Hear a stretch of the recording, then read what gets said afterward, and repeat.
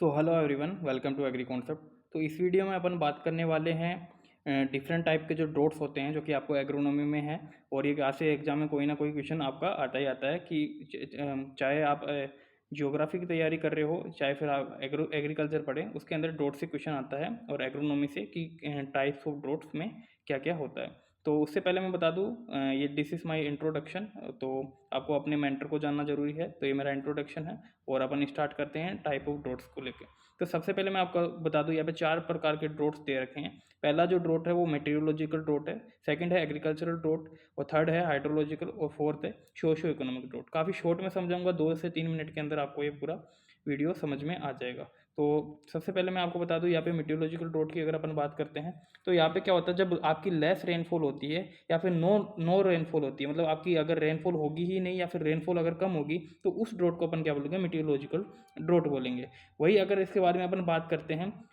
Agriculture draught क्या होता है, तो एग्रीकल्चर ड्रोट के अंदर क्या है कि जब आपका सोइल मॉइस्चर डेफिशिएंट आ जाएगा या सोइल के अंदर मॉइस्चर कम है जिसको प्लांट नहीं ले पा रहा है और प्लांट की ईल्ड क्या हो रही है, रिड्यूस हो रही है, तो उस कंडीशन के अंदर क्या होगा, आपका एग्रीकल्चर ड्रोट उसको बोलेंगे। वही अगर अपन बात कर लेते हैं हाइड्रोलॉजिकल ड्रोट क्या होता है, तो हाइड्रोलॉजिकल ड्रोट में क्या होगा, जब आपका सरफेस वाटर जितना भी है,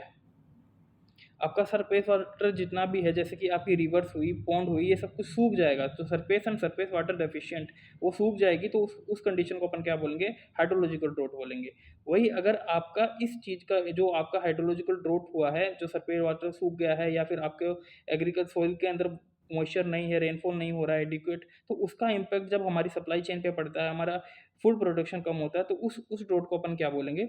उस ड्रोट को अपन बोलेंगे सोशियो इकोनॉमिक ड्रोट। तो ये सोशियो इकोनॉमिक ड्रोट आपको आई होप समझ में आ गया होगा। तो जब कोई भी रेनफॉल नहीं होगी, रेनफॉल कम होगी, तो आपको मेट्रोलॉजिकल ड्रोट कहलाएगा। वही अगर सोइल के अंदर मॉइस्चर कम है, प्लांट उसको ले नहीं पा रहा है, प्लांट की ईल्ड डिक्रीज होगी, तो वो एग्रीकल्चर ड्रोट में आएगा। क्रॉप से रिलेटेड अगर बात करते हैं तो वही हाइड्रोलॉजिकल ड्रोट के अंदर क्या होगा कि आपका सरफेस बॉडीज जितनी भी, वाटर बॉडीज जितनी भी, चाहे इधर वो रिवर हो, चाहे स्ट्रीम हो, चाहे पॉन्ड हो, वो सब कुछ सूख जाएगा, उसके अंदर पानी की बिल्कुल कमी हो जाएगी, तो वो हाइड्रोलॉजिकल ड्रोट के अंदर आएगा। वही अगर सोशियो इकोनॉमिक ड्रोट की बात करें तो आपकी ईल्ड रिडक्शन हो जाएगा आपकी सप्लाई चेन के ऊपर, जैसे कि आपका फूड प्रोडक्शन कम होगा तो आपकी सप्लाई चेन पे इम्पैक्ट आएगा, तो वो सोशियो इकोनॉमिक ड्रोट के अंदर आएगा। इसके बारे में फर्दर अपन देख लेते हैं, यहाँ पे क्लासिफिकेशन दे रखा है मेटीरियोलॉजिकल ड्रोट का। तो ये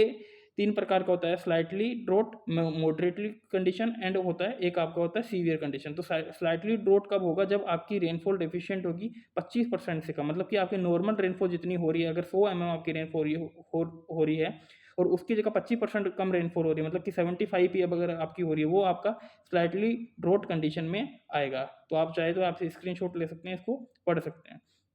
इसके बाद में फिर अपन देखते हैं moderately draught condition. Moderately draught condition में क्या होगा कि जब आपकी रेनफॉल जो डेफिशिएंट होगी वो 25 से 50% के बीच में होगी, मतलब कि अगर 100 mm आपकी रेनफॉल हो रही है, 100 mm की जगह आपकी 50 या 75 ही हो रही है, मतलब कि 50 से 75 के बीच में अगर हो रही है, तो वो मॉडरेट ड्रोट में आएगा। वही सीवियर ड्रोट की अगर अपन कब बात करेंगे, सीवियर ड्रोट होगा जब आपकी रेनफॉल मोर देन 50% डेफिशिएंट हो रही है, मतलब कि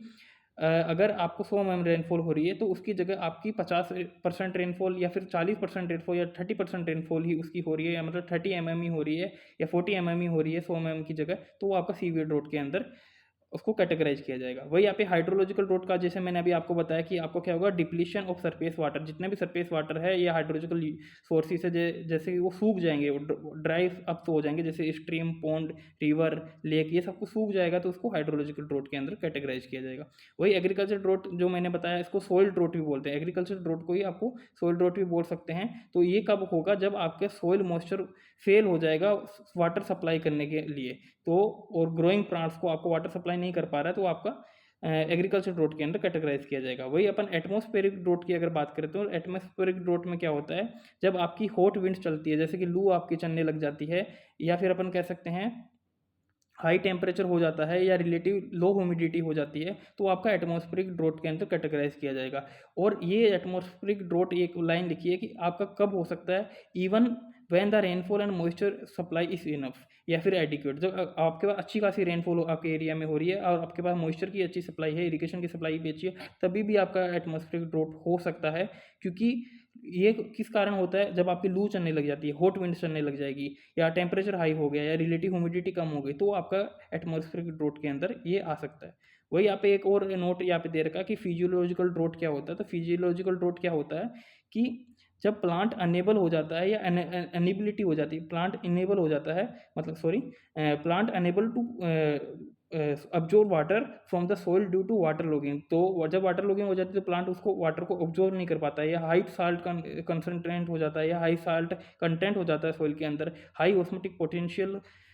osmotic pressure of soil solution हो जाता है, तो वो भी इसके अंदर फिजियोलॉजिकल ड्रॉट के अंदर आएगा। वही लो टेम्परेचर अगर आपका हो जाएगा तो ये सारे कंडीशन, अगर लो टेम्परेचर हो गया, वाटर लॉगिंग कंडीशन हो गई, या साल्ट कंटेंट ज़्यादा हो गया सॉइल में, तो वो सारे जो कंडीशन है वो आपकी फिजियोलॉजिकल ड्रॉट के अंदर